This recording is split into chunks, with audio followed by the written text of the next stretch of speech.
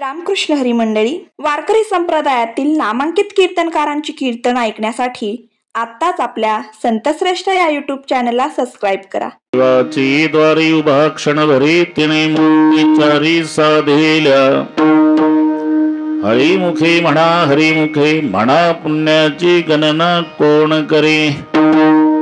असोणी संसारी जिवे वेगू करी, वेदशास्त्र उभारी बाया सदा. ज्ञानदेव म्हणे व्यासाच्या खुना, द्वारकेचा राणा पांडवा घरी. हरिमुखे म्हणा पुण्याची गणना कोण करी. पांडुरंग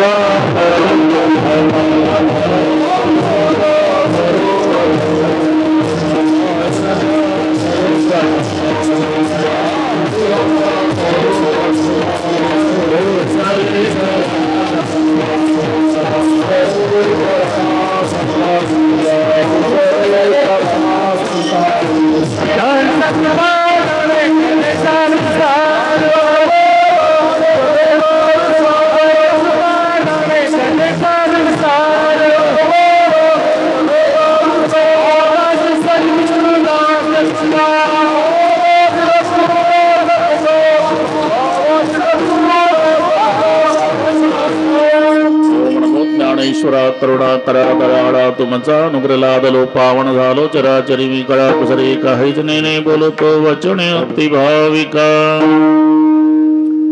मस्तक हे पाया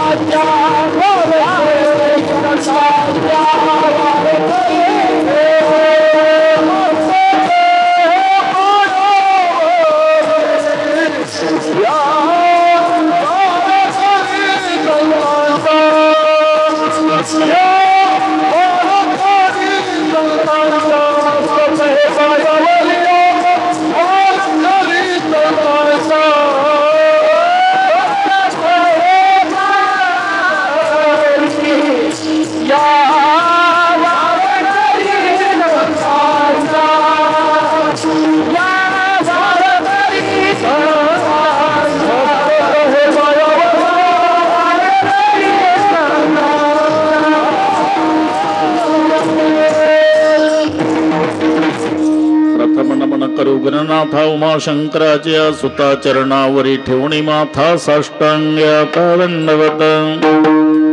दुसरी वंदू सारजा जे चतुरामाची आत्मजा वाक सिद्धी पावे जे सहजातीच्या चरणवजा दंडवत.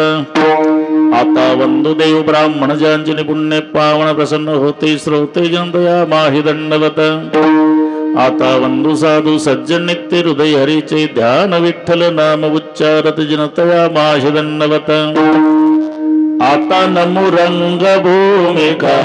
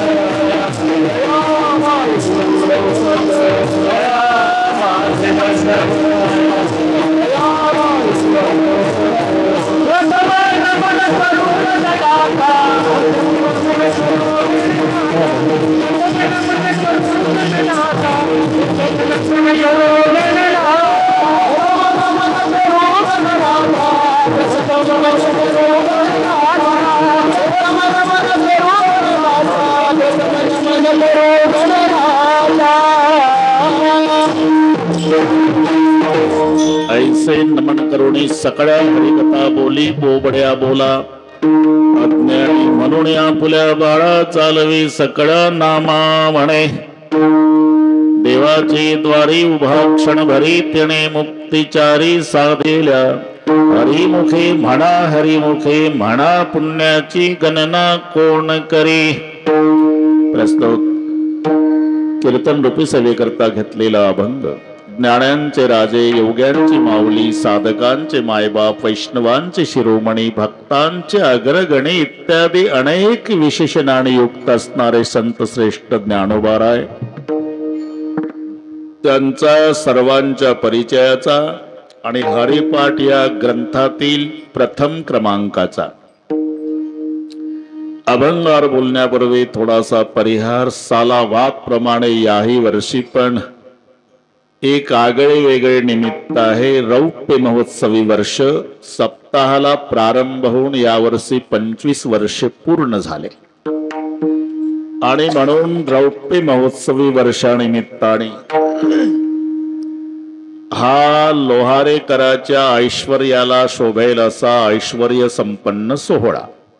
भागवा भागवी नाही, काट कसर नाही. श्रीमंत बापानं लाडक्या लेकीचं लग्न ऐश्वर्यात करावं, तसं लोहारेकरांच्या ऐश्वर्याला शोभेल असा हा ऐश्वर्य संपन्न सप्ताह आहे. सुंदर मंडप, सुंदर साऊंड सिस्टीम, सुंदर नियोजन, दोन्ही मृदंगाचार्य, दोघालाही प्रथम मनोभावे वंदन. इकडचे सर्व टाळकरी महाराज गायनाचार्य, इकडचे सर्व टाळकरी महाराज गायनाचार्य, विनेकरी महाराज, भालदार चोपदार महाराज, हार्मोनियम वादक महाराज न बसलेल्यातले सर्व महाराज, प्रथमतः येथील गुणीजन आणि महाराज मंडळीला नारदाच्या गादीवरून मनोभावे वंदन करतो. आमचे हरिभक्तिपरायण महेशजी महाराज माकणीकर यांनी सर्वांच्या वतीनं मला रामकथेचं आजच्या पहिल्या दिवसाचा कीर्तनाचं दिलेलं निमंत्रण. म्हणून कथेच्या संबंधाने आणि आता कीर्तनाच्या संबंधाने तुम्हा सर्वांच्या दर्शनाचा झालेला लाभ. उपस्थित माय बहिणी, वडीलधारी मंडळी, लांबून लांबून आलेले जाणते पारमार्थिक श्रोते, तरुण बांधव, गर्दी, दर्दी, शिस्त, शांतता या सर्व गोष्टीच्या एकोप्यानं कार्यक्रमाला लाभलेली भव्यता. अतिशय सुंदर नियोजन केलं म्हणून सर्व संयोजकाला कोटी कोटी धन्यवाद देतो. पण संयोजकांनी लोहारेकरांच्या विनंतीला मान देऊन पहिल्या दिवशीच आपण लांबून लांबून येऊन त्यांच्या कार्याचं सौंदर्य वाढवलं. लोहारेकराच्या वतीनं श्रोते मायबापालाही धन्यवाद देतो. विठ्ठल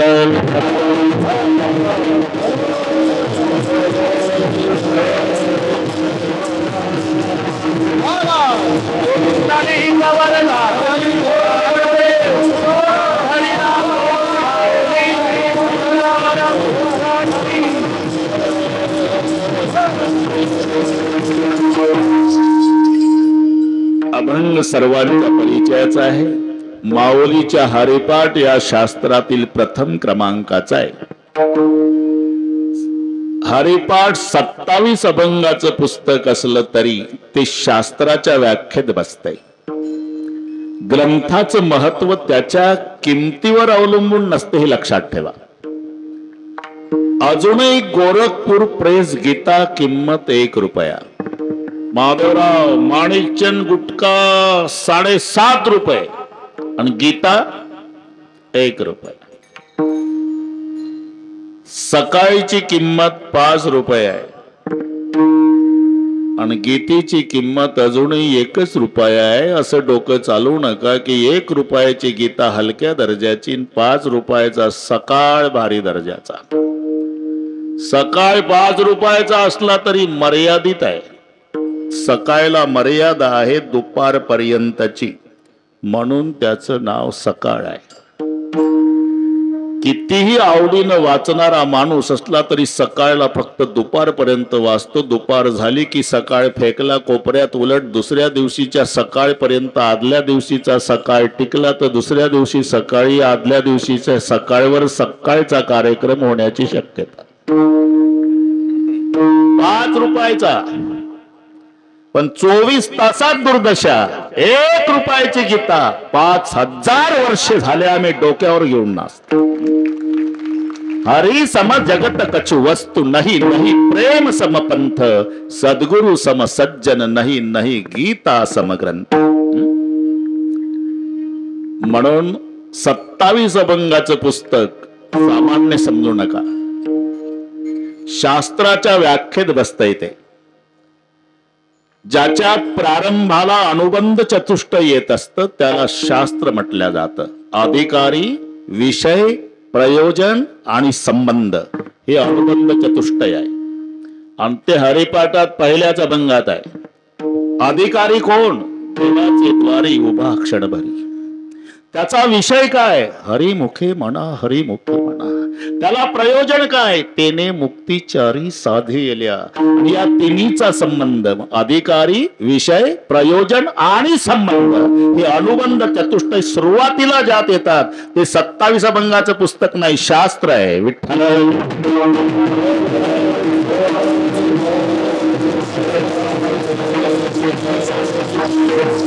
शास्त्राची व्याख्या अल्पाक्षरम असंदिग्धम सारवत विश्वतोमुखम. अक्षर थोडी आणि अर्थ आकाशाला गवसणी घालणारा त्याला शास्त्र म्हणतात. अल्पाक्षरम असंदिग्धम सारवत विश्वतोमुखम. आमचे अक्षर जास्त आणि अर्थ एवढासा त्याला म्हणतात डोंगर पोखरून उंदीर काढणे. अलिकुल वहनाचे वहनाणीत होते, शशीधर वहनाने ताडिले मार्ग पंथे. नदीपती रिपुत्याचा तात भंगुणी गेला, रविसुत महिसंगे फार दुःखित झाला. एवढे शब्द खर्च केले पण अर्थ पाणी आणत होती, बैलानं मारलं, पडली, कानाला लागलं. का पुन्हा सांगू? एक लाईनची लाईन पण पाणी आणत होती. अलिकुल वहनाचे वहन आणीत होते. अली म्हणजे बुंगा, ज्याच्यात राहतो ते कमळ, आणि ते कमळ ज्याच्यात राहत ते पाणी. अलिकुल वहनाचे वहन आणीत होती. मग सर्व पाणी आणत होती. एवढी लाईन. शशीधर वहनाने ताडिले मार्ग पंथे. शशीधर वहनाने ताडिले मार्ग पंथे म्हणजे याचा अर्थ बैलान मारलं, बरं का? फक्त बैलान मारलं एवढ्यासाठी. शशीधर वहनाने, चंद्र ज्याच्या डोक्यावर असतो तो महादेव, ज्याच्यावर बसतो तो नंदी. शशीधर वहनाने ताडिले मार्ग पंथे. मग काय झालं? नदीपती रिपू त्याचा तात भंगुणी गेला. नदीपती रिपू त्याचा तात भंगुणी गेला याचा सरळ अर्थ आहे माठ फुटला, बरं का? माठ फुटला. नदीचा पती समुद्र, त्याचा वैरी अगस्ती, त्याच्यातून जन्म अगस्तीचा झाला तो माठ कुंभ. माठ फुटला. नदीपती रिपू त्याचा तात भंगुणी गेला. मग काय झालं? रवी सुत मही संगे फार दुःखित झाला म्हणजे कानाला लागलं. डाव्या भागाला पडली असेल, खरचटलं. रवी सुत म्हणजे कर्ण, मही संगे जमिनीशी घासला कान, दुःखित झाला. अरे यो, लक्षात आलं ना? शास्त्रे काय? अल्पाक्षरम असंदिग्धम. सुटसुटीत प्रश्नाची उत्तर थोडक्या अक्षरामध्ये. तुम्ही झोपेतनं उठल्या उठल्या हरिपाठाला विचारा, अरे बाडा आम्ही काय करू नये? वाया तो दुर्गमी न घाली.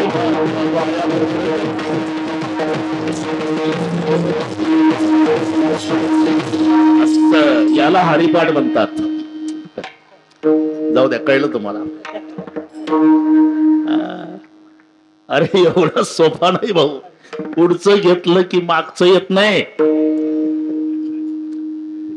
काय करावं, काय करू नये?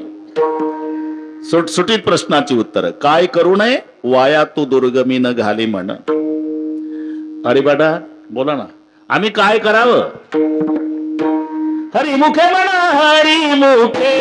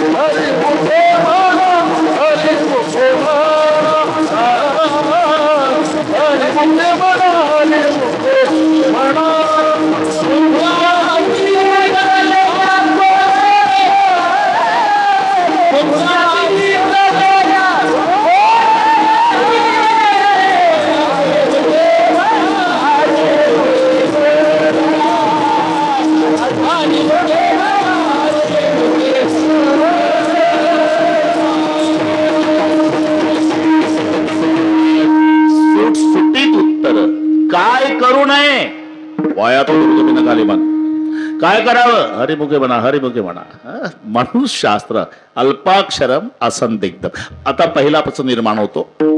एवढी ग्रंथ संपत्ती ज्ञानोबारायाची असताना पुन्हा 27 अभंगाचं पुस्तक काढण्याची गरज काय?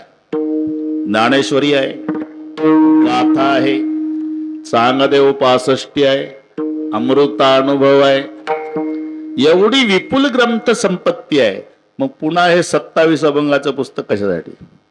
माऊलीनं सगळी ग्रंथ निर्मिती केल्यावर सिंहावलोकन केलं, लक्षात आलं की सर्वसामान्याला न पेलवणारे हे ग्रंथ आहे.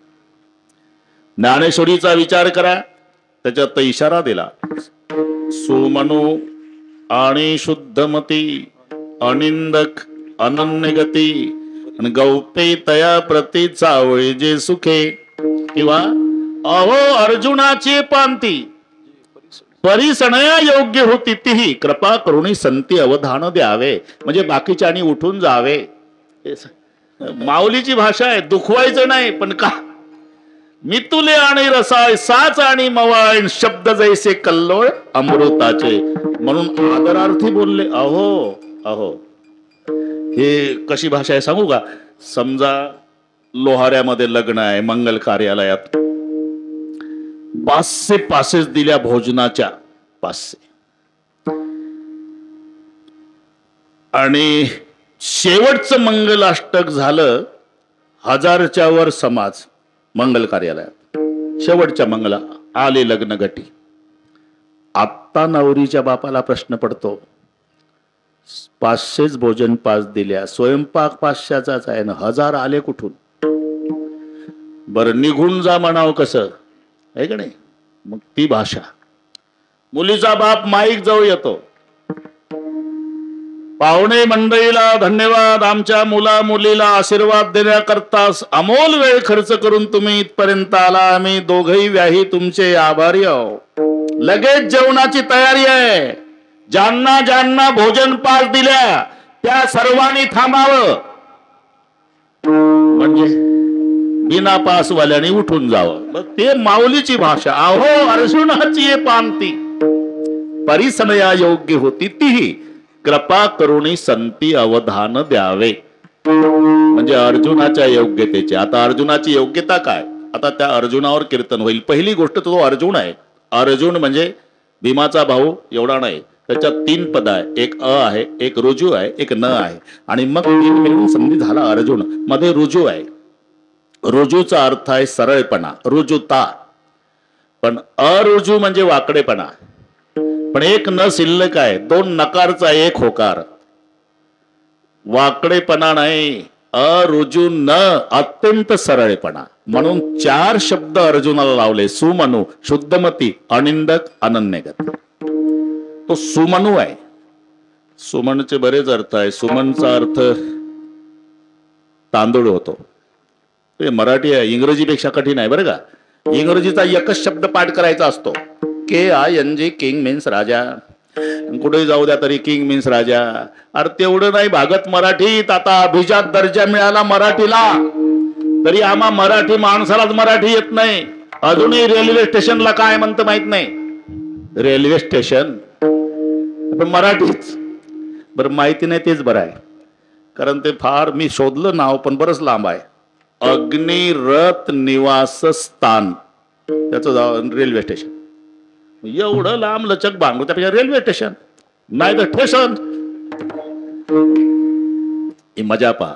किंग एकच शब्द कुठेही चालतो, राजा. तसं नाही होत मराठीत.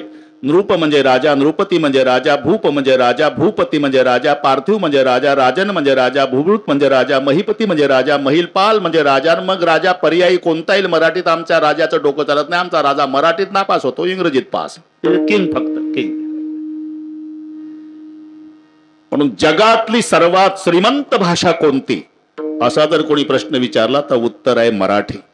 कारण भाषेचं वैभव, भाषेची श्रीमंती, भाषेची संपन्नता स्वरावर असते. स्वरावर जेवढे स्वर जास्त तेवढी भाषा धनवान, जेवढे स्वर कमी तेवढी भाषा गरीब. मग जगाच्या पाठीवर सर्वात गरीब भाषा इंग्रजी आहे, तिला 5 स्वर आहे, ए ए आय ओ यू. तुम्हाला चांगलं पाठ आहे, ए ए आय ओ यू 5 स्वर, तिथंच घुटमळते ती. पण 16 स्वर असलेली एकच भाषा जगात आहे, मराठी. ते छातीला हात लावून म्हणावं लागलं, माझा मराठाची बोल कौतुके अमृताते पैजा जिंके. काही माणसं म्हणतात तुम्ही मराठीला श्रीमंत म्हणता, इंग्रजीला गरीब म्हणता, मग इंग्रजी सगळ्या जगात चालते, मराठी फक्त महाराष्ट्रात. अरे इथंच उत्तर आहे भाऊ, का सगळीकडे व्यापून असते ती गरिबी, मोजकी असते ती श्रीमंती ना. अरे पुणे गावात जाण तुम्ही, 10 घर बरं का महादेवराव, तुमच्यासारखे 10 घर, बाकीचे पत्र्याचे 90 घर.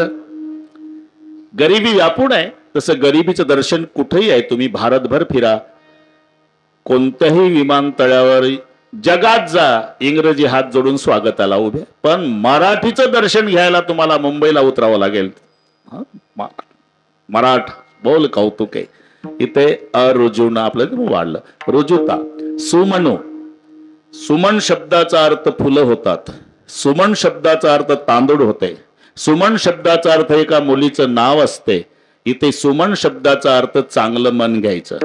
हे मराठी आहे. सुमन म्हणजे तांदूळ, सुमन म्हणजे फुलं, सुमन म्हणजे मुलगी, आणि सुमन म्हणजे चांगलं मन. अर्जुन सुमनो, इथून वाढत चाललं आपलं. पण तरी बरोबर वेळ, तुम्ही अजिबात टेन्शन घेऊ नका. अजून काही मला महाराष्ट्र वैतागला नाही. सुमनो तो चांगल्या मनाचा आहे. आणि परमार्थामध्ये जर पहिली गरज असेल तर चांगल्या मनाची. तुका म्हणे मोकळे मन,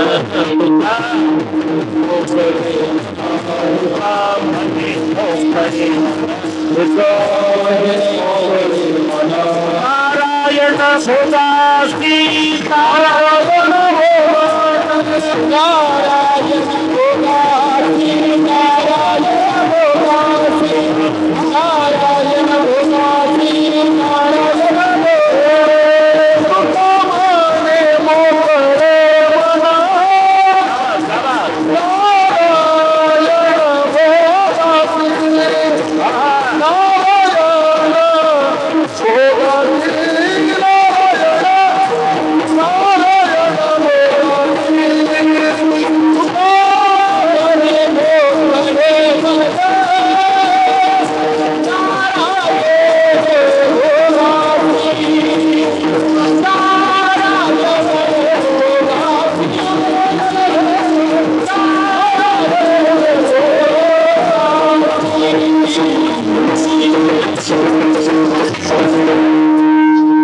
सुमनो.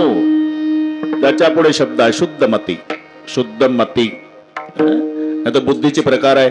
काहीची बुद्धी वल्याशनासारखी असते, काहीची बुद्धी गोरी सारखी असते, आणि काहीची बुद्धी कापरासारखी. वलशन माहिती आहे ना, पेटवणार मेलं तरी वलशन पेटत नाही. तसे गुरुजी वैतागले तरी तो विद्यार्थी शिकत नाही. तुका म्हणे ऐशी बुद्धी ज्याची जड दगड बरा देवा. काहीची बुद्धी गोरी सारखी, गोरी पेटते पण पहिले पेटवणाराला रडवते. फुंकर घालून फुंकर घालून फुंकर घालून डोळ्यातून पाणी आणते आणि मग गोरी पेटते. तसे काही बहादर शिकतात पण गुरुजीच्या नाकीनं बांधतात. गोरी सारखी, कापरासारखी. कापराला अग्नीचा संबंध आला की पेटलाच कापुराच्या वाती उजळल्याच होती. त्याला शुद्धमती. अर्जुनाची बुद्धी. म्हणून काना वचनाचे भेटी. काना वचनाचे भेटी म्हणजे गुरुचं वचन शिष्याचा कान की पाठच. तो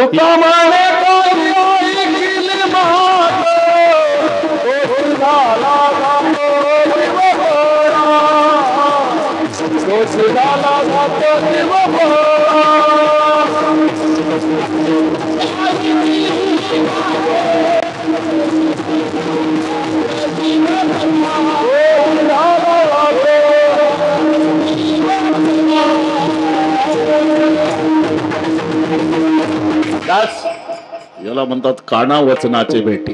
किंवा दुसरी एक ओवी आहे, श्रीकृष्ण उक्ती सागरा हा अगस्तीच दुसरा घोट भरोप आहे कसरा आगव्याचा.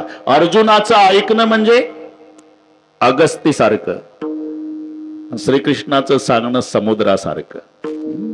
घोट भरो पाहे एक सरा आगव्याचा. म्हणून शुद्ध मती अनिंदक, तो कोणाची निंदा करीत नाही आणि कोणी केली तरी रागवत नाही. आणि पुढे अनन्य गती, म्हणून गौपी तया प्रती चावळी जी सुखे. म्हणून ज्ञानेश्वरी तयार झाल्यावर माऊली विचार करते की हा ग्रंथ अर्जुनासारख्याच्या योग्यतेचा झाला, बाकीच्याच काय. अमृतानुभव ते त्याच्यापेक्षा कठीण झालं. चांगदेव 65, 1400 वर्षाच्या योग्याला पहिल्या ओवीचं पहिलं टोक नाही कळालं. मग माऊलीला प्रश्न पडला, एवढी ग्रंथ संपत्ती सर्वसामान्याला न पेलवणारी आहे, मग माझ्या सर्वसामान्याचं काय. सर्वसामान्याच्या उद्धारासाठी सोपा ग्रंथ काढला, त्याचं नाव हरिपाठ आहे. सोपा, पण वर लक्ष द्या. सोपा आहे पण इतका कठीण आहे, इतका कठीण आहे, इतका कठीण आहे. पहिल्या अभंगाच्या पहिल्या चरणाच्या पहिल्या शब्दावर पहिला प्रश्न आहे. सांगा, देवाला द्वार असतं का देवळाला? सुरुवातीतून आहे ना हरिपाठाची. दार कशाला असतात महादेवराव? मग काही बिघडलं असतं का? देवळाचे द्वारी. अरे दार जर देवळाला असतात तर इथं का नाही लिहिलं देवळाचे द्वारी? माऊली म्हणतात ते मलाही कळतं, मग का नाही लिहिलं? त्याचं कारण आहे, देवळाचे द्वारी बडवे उभे जन्म भरी, एक नाही मुक्ती तर चार कुठल्या विठ्ठल.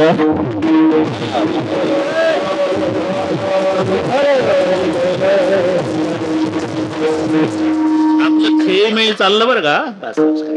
मला महाराज समजू नका, आपल्या घरात गप्पा चालू आहे असं समजा. म्हणून अरे देवळाचं द्वार वेगळं आणि देवाचं द्वार वेगळं. मग देवाला द्वार, हा देवाला द्वार आहे. देवाचं द्वार कोणतं? येथे सेवा हा दारवंटा. देवळाचं द्वार वेगळं आणि देवाचं द्वार वेगळं. देवाचं द्वार सेवा आहे आणि सेवा शब्दाचा जन्म भज धातू पासून झाला. भज सेवायाम, भज भजती, मग त्याचंच भजन झालं, त्याचीच भक्ती झाली. सेवा शब्दाचा अर्थ आहे भजन. म्हणून तर फडावर काय तुका म्हणे, येथे भजन प्रमाण काय थोर पण जाळावे ते, त्याने अखंड फड जागविला रे. सेवा आहे. भजन शब्दाचा अर्थ सेवा आहे, भजन शब्दाचा अर्थ भक्ती आहे. आणि भक्ती केल्यामुळेच नामदेव राय म्हणतात जन्म. अरे घाबरू नको, घाबरू नको, त्याला सांग दुपारचाच बाबा आहे म्हणा. जन्मोजन्मी आम्ही जोडी येली भोवती, जन्मोजन्मी आम्ही जोडी येली भोवती, जन्मोजन्मी आम्ही जोडी येली भोवती.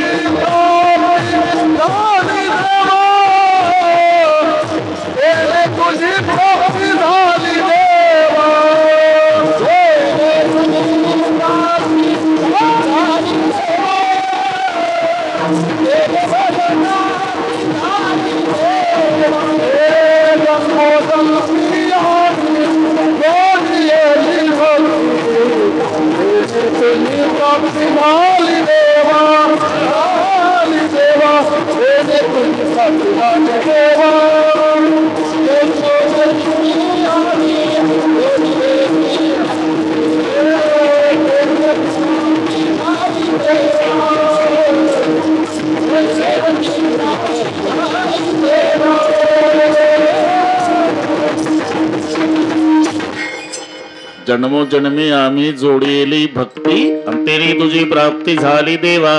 देवाचं द्वार म्हणजे सेवा, सरळ सरळ भक्ती. इथपर्यंत आलो आपण. देवाचं द्वार म्हणजे भक्ती. त्याच्या पुढे शब्द आहे उभा. उभा शब्दाचा अर्थ बसल्याच्या विरुद्ध नव्हे, नाही तर बसला विरुद्ध उभा, तेवढं नाही लावायचं. इथं बसला तरी उभाच म्हणायची पद्धत आहे. निवडणुकीच्या काळात उमेदवार खरं आहे ना उभा? मग उमेदवार उभा असतो तर बसत नसतो का?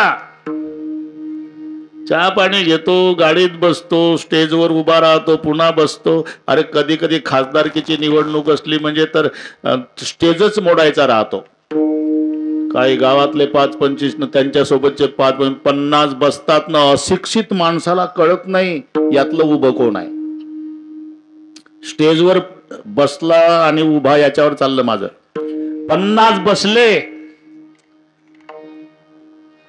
आणि मग अशिक्षित लोक सुशिक्षितांना विचारतात, का रे स्टेजवर 50 जण बसले याच्यातलं उभं कोण आहे? सांगा आता कुठं चालली मराठी. ते कबूल करतन बसले आहे. काय म्हणता आजोबा? अरे 50 बसले आहे ना. हा, उभं कोण आहे?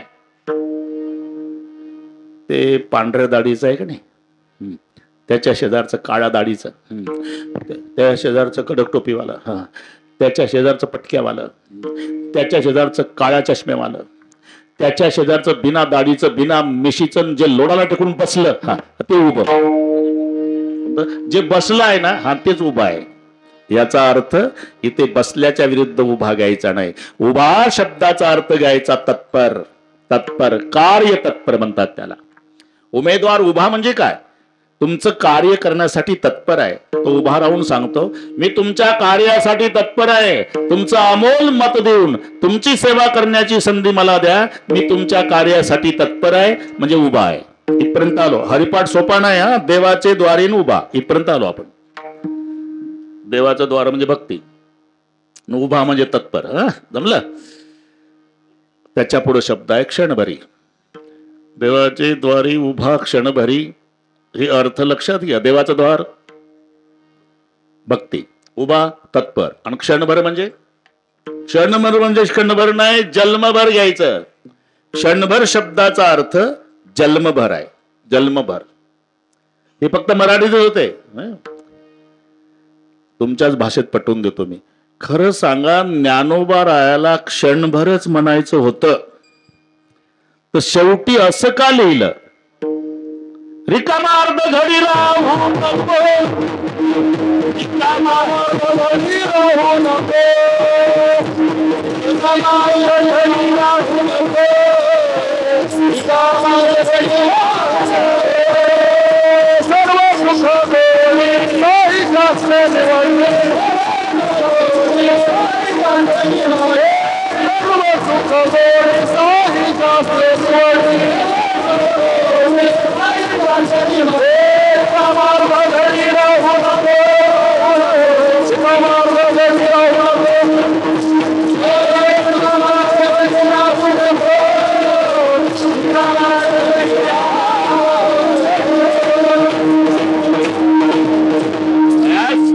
आनंद की जय. आपला आपला आनंद लुटायचा आपल्याला. इथपर्यंत आलो आपण. आता खरं सांगा, क्षणभरच जर म्हणायचं असतं तर पहिल्या अभंगात शब्द काय? उभा क्षणभरी, आणि शेवटी रिकामार्ध घडी राहू नको. याचा अर्थ क्षणभरचा अर्थ जन्मभर घ्यायचा. क्षणभर म्हणजे जन्मभर.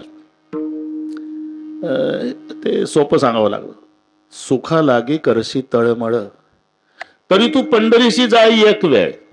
आता दरवर्षी जाणारे मूर्ख आहे का? एक वेळ का म्हटलं? अरे एकदा गेला आणि तिथं पंढरपूरच्या वाळवंटातला तो सोहळा पाहला.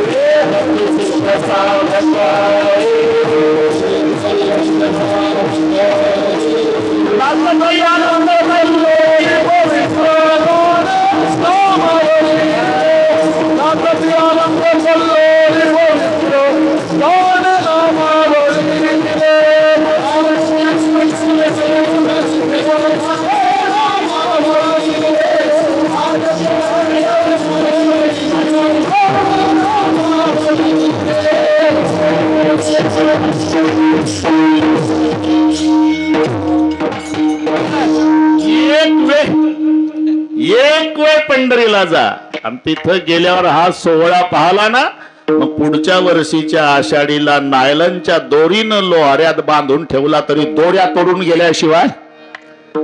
एक वेळ म्हणायचा अर्थच आहे जन्मभर वारी कर. एक वेळ नाही, जन्मभर. अरे ते पूर्वीचा काळ, अल्पवयात लग्न व्हायचं पोरीचं बरं का. अल्पवयात लग्न एकदा नांदायला गेली आणि तिकडनं आली की रडू रडू डोळे सुजायचे तिचे. आई ग, बाबाला सांग मी जात नाही म्हणाव, नांदायला, मी जात नाही म्हणाव नांदायला. बाबाला सांग एखाद्या विहिरीत ढकला म्हणाव पण जात नाही म्हणाव. आणि मग सासरा यायचा घ्यायला. ते काय चारचाकी नाही, महादेवराव बैलगाडीचा काळ, खिल्लाऱ्या बैलाची जोडी, डोक्या एवढी उंच, बैलाच्या झुली, त्याच्यावर झुली त्या. आणि मग ती बैलगाडी, त्याच्यावर बसलेला सासरा, तोही खिल्लाऱ्या बैलाच्या जोडीला आणि बैलगाडीला शोभेल असा 6.5 फूट उंची, 58 इंच छाती, कोल्हापुरी मिशा, सफरचंद सारखे गाल, 112 किलो वजन, कोशाचा पटका, वाघासारखे डोळे. सासरा घ्यायला यायचा. मागच्या खिडकीतून बघितलं मुलीनं, पळत झाली, आई वाघ आला. तेव्हा जात नाही म्हणाव, बाबाला सांग जात नाही म्हणाव.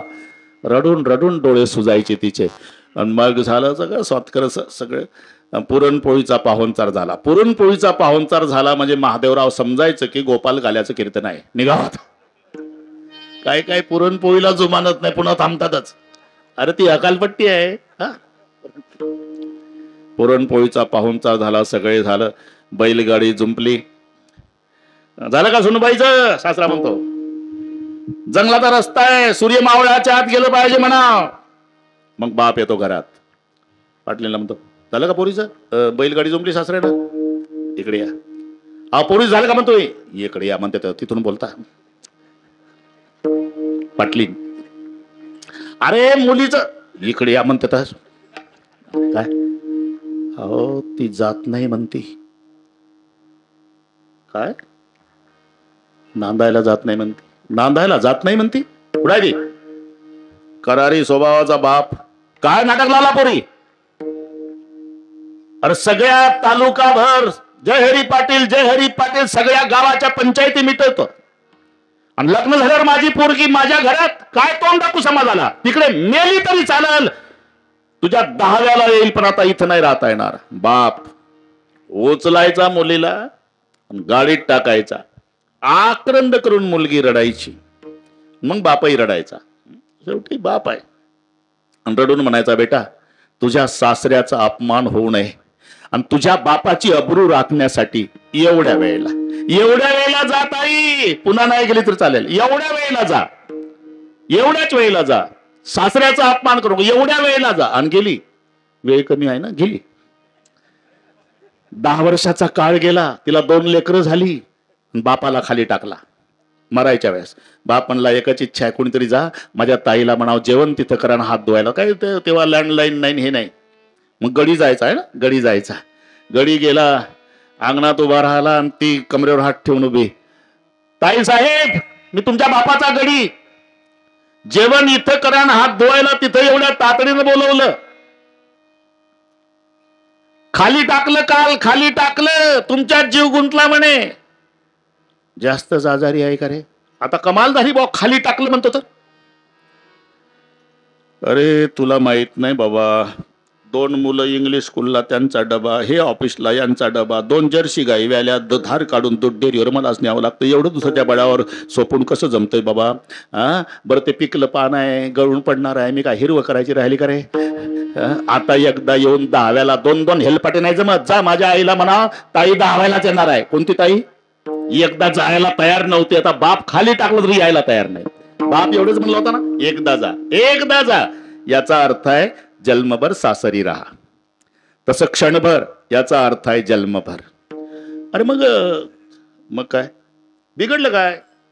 जन्मभरी आणि क्षणभरी अक्षरचारच आहे ना. देवाचे द्वारी उभा जन्मभरी, देवाचे द्वारी उभा क्षणभरी. मग क्षणभरी ठिकाणी जन्मभरी का ना? शेवटी जन्मभरच म्हणायचं आहे ना. अरे त्याचं कारण आहे, जन्मभर जर म्हटलं तर कोणी येणार नाही. सुलभ बहुता गोड वाटे,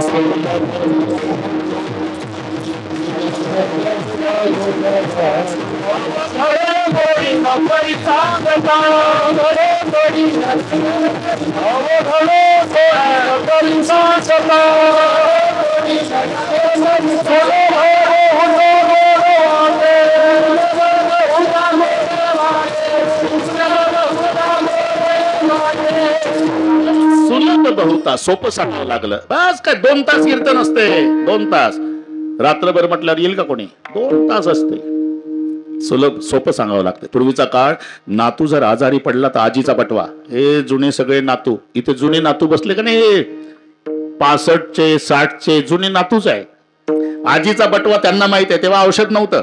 नातू आजारी पडला की आजी कडू गोळी द्यायची आणि ते वाकडं तिकडं तोंड करून पाण्याच्या घोटासोबत गोळी गिळायचं. पुन्हा आजीकडे येत नसायचं. आजी, गोंद्या माहिती आहे, माहिती आहे, कडू गोळी असं म्हातारे मेलं तरी चालेल, गोळी खाणार नाही. आता प्रश्न पडायचा म्हातारीला, काय करावं? गोळी खाल्ल्याशिवाय आजार नीट होत नाही. गोंद्या तर माझ्याजवळ येत नाही. मग म्हातारी डोकं चालवायची, आवळ्या एवढा गोळ दाखवायची. गोळी तेव्हा चॉकलेट नव्हतं. गोंद्या हे बघ, हे बघ, हे बघ, हे बघ. गोळ बघून आलाच गोंद्या. दे ना आजी. अरे तुझ्यासाठी आहे. मग हळूच गोळी काढायची आजी बटव्यातून. गोळी केवढी रे गोंद्या?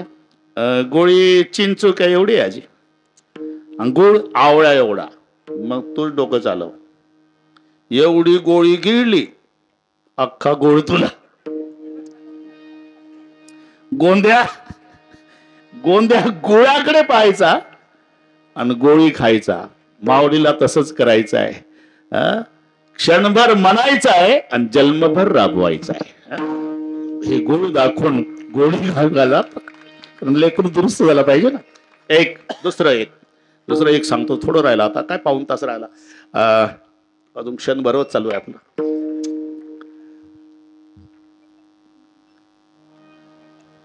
एखाद्या वेळेला पिणारा सुद्धा त्याच्यावर परिणाम होतो बरं का. तो काय एवढा वाईट आहे का रे बाबा? जन्माला आला आणि प्यायला लागला का? तो संगतीने बिघडतं राजा, संगतीने बिघडत. एकदा पोटात गेली म्हणजे त्याला 40 फूटचा रोड नाही पुरत. या काठाचं त्या काठाला, त्या काठाचं या काठाला जाऊन पडतं गटारात. शिव्या भारत सरकारला. काय भारत सरकार मूर्ख आहे. लोक म्हणतात काय केलं सरकारनं? काय केलं म्हणजे दोन्ही बाजूला रोडमध्येच गटार. मध्येच गटार नाही रे, गटारामध्येच तू आहे. तर सरकार काय? बरं येतं. आपको पता है हमने शराब पी है. और शराब तो क्या पिएगा? शराब तुम्हारे खानदान को पिएगी, शराब तुम्हारी इज्जत को पिएगी, शराब तुम्हारे तबीयत को पिएगी, शराब तुम्हारे पैसे को पिएगी, शराब तुम्हारे बाल बच्चे को पिएगी, शराब परिवार को पिएगी, प्रतिष्ठा को पिएगी. सभी को पीने वाली शराब है. शराब को पीने वाला अभी तक पैदा नहीं हुआ और नहीं होगा. तो गैर समझ दूर करो. कितनी भी पावरफुल रही तो जाम पे जाम क्या पीते हो, आधी रात में उतर जाएगी. प्याला पियो हरि नाम का, पूरी जिंदगी सुधर जाएगी. समजा त्याच्यावर परिणाम झाला आहे. पुण्या गावचं विचारू नका. झाला परिणाम. त्याला वाटलं आता उद्यापासून प्यायची नाही. मग तज्ञ डॉक्टरकडे गेला. डॉक्टर साहेब, ते रौप्य महोत्सव चालू आहे लोहाऱ्याला. काल गेलतो कीर्तन, ते नागपूरचे बाबा होते. त्यांनी सांगितलं आता माझ्यावर परिणाम झाला, मला दारू प्यायची नाही, सोडायची आहे. डॉक्टर म्हणले तुला सोडता येणार नाही. तुमच्या पाया पडतो साहेब, दंडवत घाल, पण सोडता येणार नाही. आता जर दारू बंद केली तर तरी राहणार नाही, संडास लागणार नाही, चिडचिडा होईल, झोप येणार नाही, भूक लागणार नाही. काय उपाय सांगणार? उपाय आहे ना, काय कमी करता येईल? कमीच सांगणार साहेब. घेतं किती? दिवसाला 2 बाटल्या घेतो. शाब्बास रे पठ्ठ्या, बंद करू नको. रोज 1 घ्यायची, महिन्यानी भेट. हुशार डॉक्टर. रोज 1च घेतली तर महिना. साहेब 1च घेतली बरं का दररोज, वा रे पठ्ठ्या. आता दररोज अर्धी घे, 15 दिवसांनी भेट. आलं. आता पावभर घेत जा. आता फक्त 90 घे. अरे ऐकून काय बाबा, बोलते डोके चालू. शब्द ऐकून पाठ झाले ना राजा. तुम्ही काहून तसं माझ्याकडे पाहता?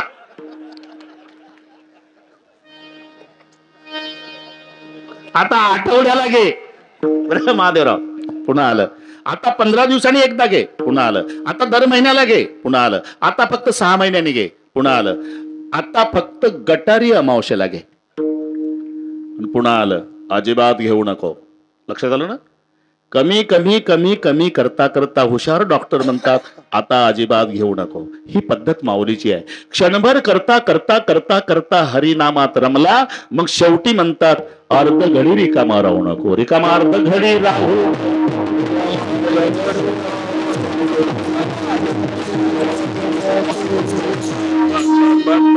संत श्रेष्ठ या यूट्यूब चॅनलवरील नवनवीन व्हिडिओज पाहण्यासाठी चॅनलला सबस्क्राईब करायला विसरू नका. शेअर, लाईक नक्की करा.